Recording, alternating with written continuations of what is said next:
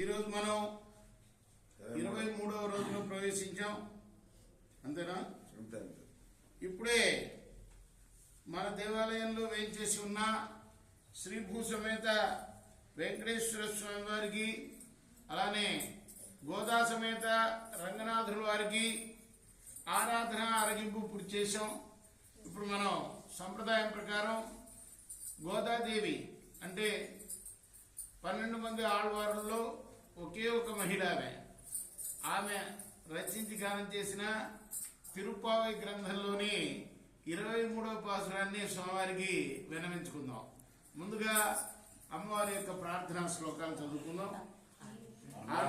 తిరువడిగలై శరణం నగిరితటి సుప్తముగ్ధోద్య కృష్ణం ఆరాధ్యం సంస్కృతిగత సరసిద్ధమధ్యాపయంతి స్వాత్విష్టాయాం సృజనిగలితం యా ఫలాకృత్య భుంక్తే గోదా తస్మై నమైనమిదం భూయ ఏవాస్తు భూయః. తమతమణిమాలా చారుకల్లారహస్తా వర్ణమిదాంగీ సాంద్రవాత్సల్య సింధుః అలకవినితా వినుసద్విరా కృష్ణనాథ విలసద్మృతి గోదా విష్ణుచిత్తాత్మజా నమః. పూర్వపాల్గుణ్యాం తులసీకాననోద్భవాం పాండే విశ్వంబరాం గోదాం వందే శ్రీరంగనాయకీం. తిరువడిగలై శరణం. மாரிமலை முழங்கில் பன்னிக்கிடந்துறங்கும் சீரிய சிங்கா மருவத்தி விளத்து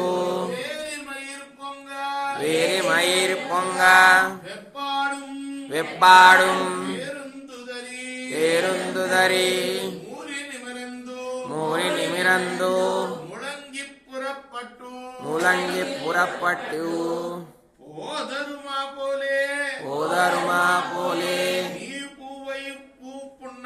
నీకు వైపు పున్న కోయిల్ లింగనే ఉందరుళి ఒప్పుడై సీరియ సింగ తరతిరిందు యామంద హరియమారాయ్ నందురులే రెంబావాయ్.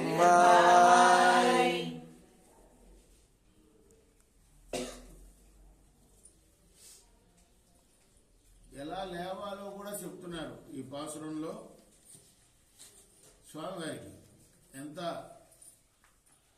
భక్తులకి ఎంత స్వాతంత్ర్యమో భగవంతుడంటే, నువ్వు ఇలా లేవాలి అలా లేవాలి అని కూడా ఈ పాసురంలో చెప్తున్నారు. ఎలా లేవాలట? వర్షాకాలంలో పర్వత గుహలో పడుకున్న సింహం ఎలా లేస్తుందో అలా లేవాలట. అదేం చేస్తుందిట? నిద్ర మేలుకోగానే తీక్షణంగా చూపులతో అటు ఇటు చూస్తుందిట ముందు. ఆ తర్వాత మరి ఒక విధమైన వాసన ఉంటుందిట దాని వెంట్రుకలకి, వాటిని నిగడపరుచుకుంటుందిట. ఆ తర్వాత అన్ని వైపులకి దొర్లుతుందిట. ఆ తర్వాత శరీరాన్ని ఒక్కసారి చాపుకుంటుంది ముందుకు వెనక్కి. తర్వాత పెద్దగా ఒక గర్జన చేస్తుందిట.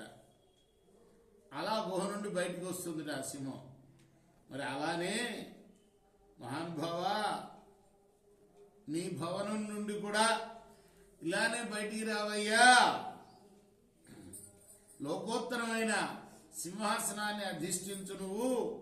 ఆ తర్వాత మేము దేనికి వచ్చామో నువ్వు తెలుసుకో. అని తెలీదా? ఆయనే రమ్మన్నాడు అని చెప్పుకున్నాడు కదా ఇంతకుముందు. అయినా కూడా మళ్ళీ అడుగుతున్నారు అన్నమాట, ఒకసారి తెలుసుకో, మేము ఎందుకు వచ్చామో తెలుసుకో. ఇలా వచ్చి ఈ పాసురానికి అర్థం. ఇప్పుడు మనం కులశేఖర ఆళ్వారు రచించిన ముకుందమాల స్తోత్రం నుండి ఒక స్తోత్రాన్ని పారాయణ చేసుకున్నాం.